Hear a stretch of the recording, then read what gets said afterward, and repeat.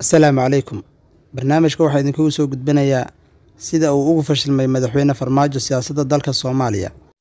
Khudbadiisii doorashada ka hor ayaa siyaasaddiisa madmadow gelisay. Ku soo dhawaada mowduuceena maanta. waxaan bedelayaa dhaqankii siyaasadeed ee madaxda dawladda caado ay ka dhigteen in safarro aan loo baahnayn lagu sii socdo oo waqtiga iyo hantida qaranka lagu lumiyo. waa caado xun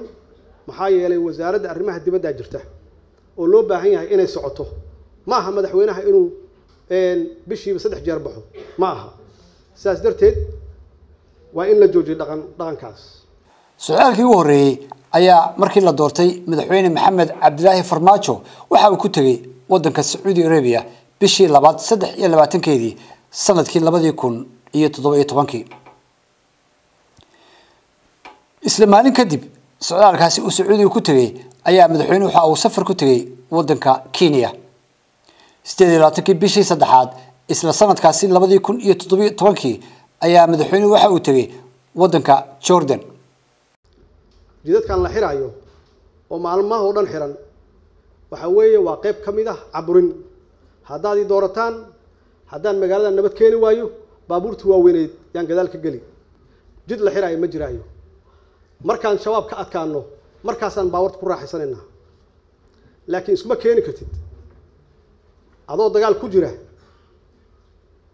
ku jira inay jidadku umada ka xiran yihiin dadkaad u baahnay ayaa maanta oo jimco ah laba qaybood u kala jaray wadooyinka Muqdisho iyadoo isgoysada dhowr ah lagu arkayay baabuurta dagaalka sida ay sheegayaan wararka ciidamada ayaa xiray dhammaan wadooyinka soo gala wadada Maka al-Mukarrama ee ka yimaada wadada wadnaha waxa xiran isgoysada Tarabuunka Banaadir KBB Bakaaraha Florence Howladaag ilaa Sinai oo ayna jirin wax gaadiid ah oo dhanka wadada Maka al-Mukarrama ka imaanaya iyo wax galaya ciidamada ku sugan wadooyinka ayaa aad u diidaya in gaadiidka ay u gudbaan waxayna gaadiidka kala wareegayaan meesha inta aysan gaarin inkastoo hore ay u xirnaayeen wadooyinka jidcadiyaasha ah ee dhanka wadnaha ka yimaada ayaa tan waxay ku soo aadaysaa iyadoo ammaanka Muqdisho aad loo adkeeyay iyadoo maamul la soo dhaafay jireen qaraxyo isdaba joog ay ka dhacay gudaha magaalada Muqdisho.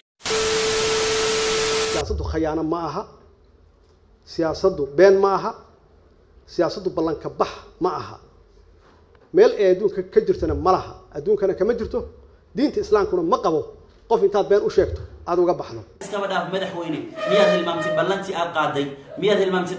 ballantii aad ka qaaday walaasheen ballantii aad ka qaaday shacabka Soomaaliyeed ballantii aad ka qaaday ma aragtay ummadda Soomaaliyeed oo ku tiri faa'iid waxa weeye caafimaadkaada meesha ka helaysan ku garab istaagaya madaxweyne waad hilmaamtaa waa ceeb weeye